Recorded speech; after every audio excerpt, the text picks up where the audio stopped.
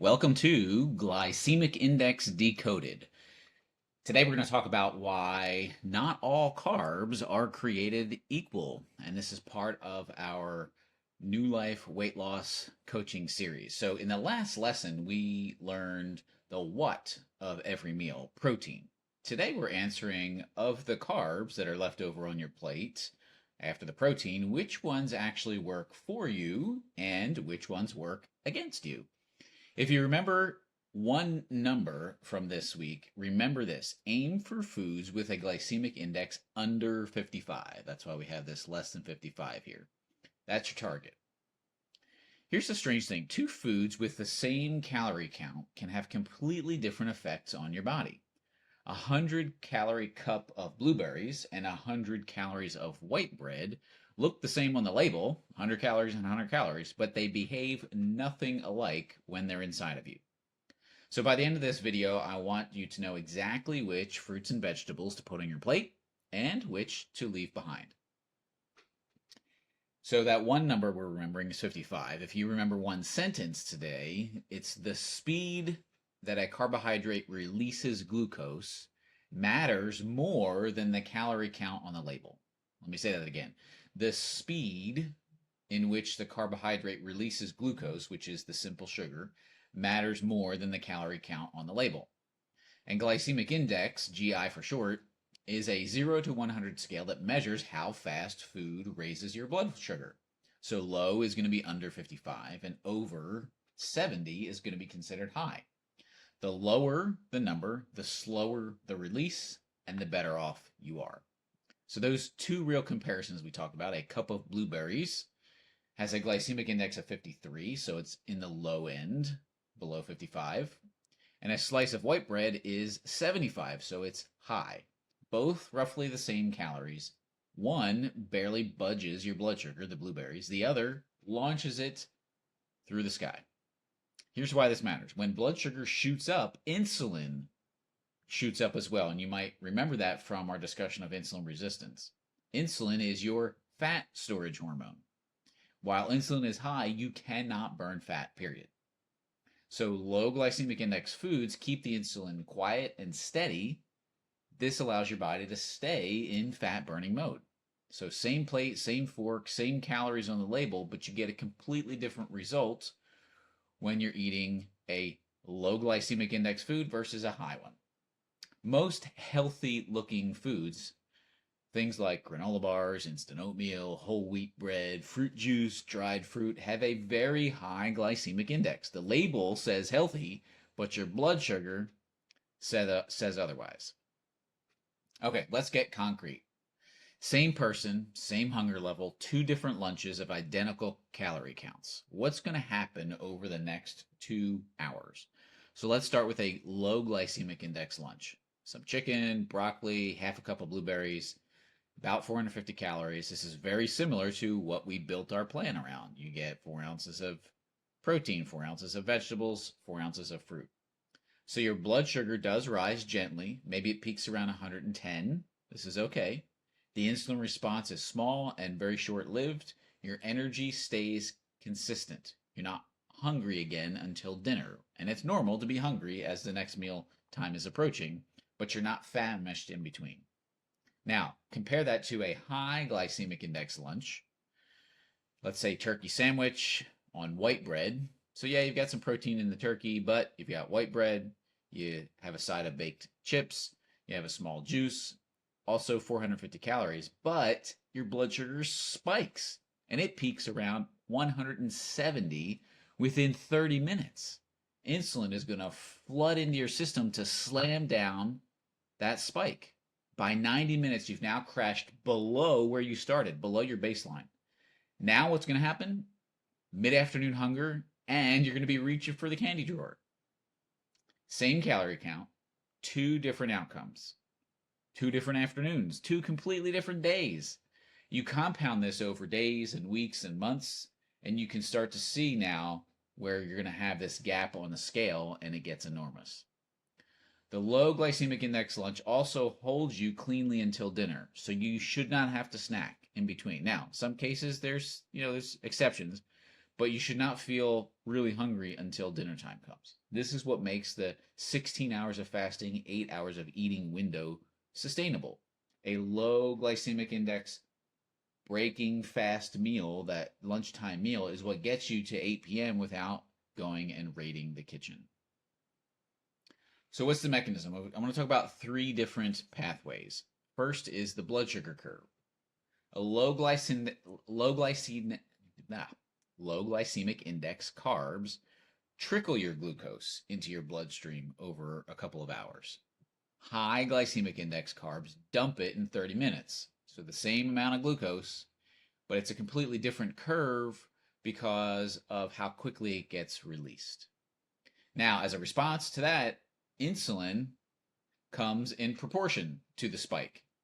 So a gentle rise in glucose gets a gentle insulin response, but a sharp spike in glucose gets a flood of insulin, more often too much, more than you need. And that overshoot is what causes you to crash below your baseline. And the third one is your fat storage signal. When insulin is elevated, your fat cells are locked in. They cannot release any of that stored fat for fuel. The reason why is because you've got all this glucose in your blood. Glucose is readily available to use for energy, so why would your fat cells release fat for energy when you've got plenty of it in your blood? So low glycemic index eating keeps the lock off for more hours in your day, meaning you can actually stay in fat burning for more hours of your day. So those are the 3 pathways tying around this one concept. Every meal you eat is going to move these levers in different ways. It's going to either move it towards fat burning or away from it, depending upon how you spike your insulin. All right, let's use an analogy, and in this particular case, use an elevator. So you've got 2 elevators in a tall building, same number of floors, but completely different rides on this elevator. Elevator 1 is the smooth one. You step in on floor 1, it rises gradually up to floor 3. The doors, they open calmly. Passengers, which are the glucose molecules, the sugar, get off one at a time very nicely. Then it descends slowly back down to floor 1. It's steady, it's predictable, no one really feels it. Elevator 2 is the express. You step in on floor 1, in 10 seconds, you're on floor 8. The doors slam open, the operator insulin shouts and shoves passengers out towards the fat storage lockers. Then the cable cuts. Free fall to floor 1. Now you're shaky, you're hungry, you're reaching for a snack.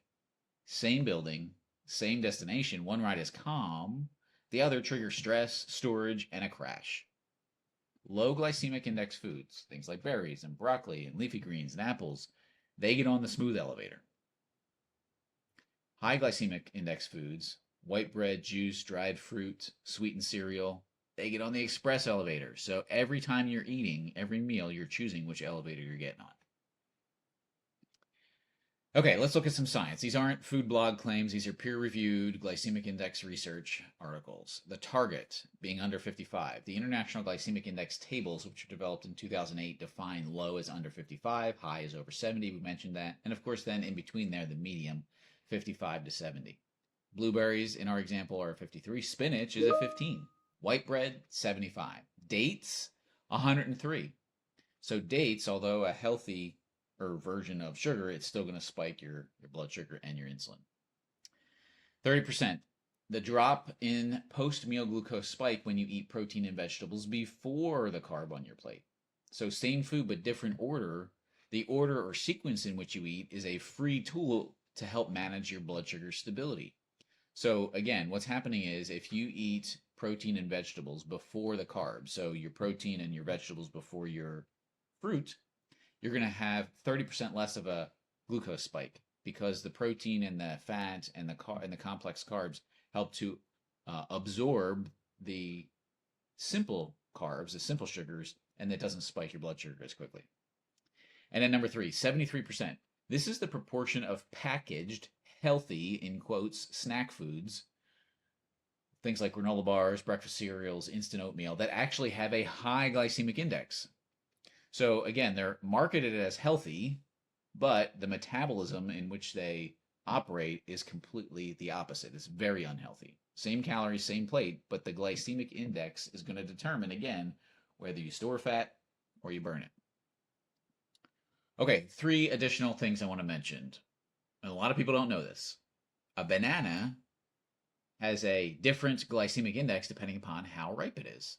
So a green-tipped, firm banana has a glycemic index of around 30, which is low. A speckled brown soft banana has a glycemic index of 60 or higher. So it goes from low, very low, to potentially high. Same fruit, same calories, completely different hormonal response in your body. And the reason why is because the ripeness converts the starch into a sugar, a complex carb into a simple carb, which is very easily mobilized in the bloodstream and causes a rapid rise in glucose and an insulin response. And perfect example of this, I occasionally wear a continuous glucose monitor just to see how different foods react, or my body reacts to different types of foods. And recently, in the most recent time that I did that, I ate some bananas and noticed that bananas, more than anything else I was eating at the time, spiked my blood sugar like over 150. And they were more on the ripe side, so that is in alignment with what we're talking about here. Okay, number 2, cooked and cooled starches become a different food. So when you cook something like rice or pasta or potatoes, and again, they're not on the our food plan initially, but this is for later on when you go into a maintenance phase. If you cook them and then cool them, even briefly in the refrigerator, some of that starch reorganizes itself into a resistant starch, and resistant starch is not absorbed in your small intestine, so it's not going to contribute to a glucose spike. So the glycemic index can drop by 20 to 30%. So as an example, cold leftover potato salad is metabolically not the same as a hot potato. Pretty interesting, huh? And number 3, I'm saying this again because it's very important and it's easy to do. The order in which you eat the food matters more than the amount of the food. So eating the protein and vegetables on your plate before the carbohydrate portion cuts the post-meal glucose spike by more than 30%. Same food, same calories, you're just sequencing the macronutrients. And this works at both of your meals, at the lunchtime and the dinner time within that 8-hour fasting or eating window. Okay, here's some action steps you can take. Memorize the low glycemic fruit index. Basically, most of the fruits on the food plan that we have for you are lower. The ones that we tell you can't eat, those are the ones that are higher. So avoid those. Continue to avoid those. Calibrate your 4-ounce fruit serving. So again, this is with fruit, protein, whatever. Measure a handful of blueberries at 4 ounces. Put it in your hand, in your palm, so you can eyeball it. This is what's going to help you to be sustainable long term. If you're on the go, you're at a restaurant, you're not going to get out of scale at the restaurant and weigh your food. You can ask them, and I'll do that sometimes. Hey, how many ounces of chicken comes with this meal? Rather than just if you want to be a little bit more precise. But eventually you'll be able to just eyeball it and yeah, that looks like about 4 ounces. So then you have your hand or just your eyeballs as the gauge. Fill half your plate with non-starchy vegetables at your meal, so leafy greens, broccoli, cauliflower. Of course, we tell you to measure 4 ounces, but then you get your free vegetables, and then you also get your salads, which are in the free vegetables. It's very important that you have a diversity of different types of fruits and vegetables as well. So the important thing there is that different types of plant fibers from different fruits and vegetables impact your gut microbiome in different ways, and it's incredibly important to give that diversity to your gut microbiome so that your gut microbiome in itself stays diverse. The gut microbiome is heavily involved in metabolism, from neurotransmitters to weight balance, etc. So inflammation is very important to have a variety of vegetables. Now, you don't have to if you're prepping meals and you're eating the same vegetables all week, that's fine. But next week, introduce some different vegetables, and that will get you the variety that you need. Eat your protein and vegetables first, carbs last. We've talked about that. And ditch the liquid carbs and any packaged so-called healthy snacks. So fruit juice, sweetened coffee drinks, instant oatmeal, granola bars. Get rid of all those things. These are spiking your glycemic index through the roof. If you want fruit, ditch the juice, eat the fruit, and drink water. All right, hope that was helpful, and we will see you in the next video.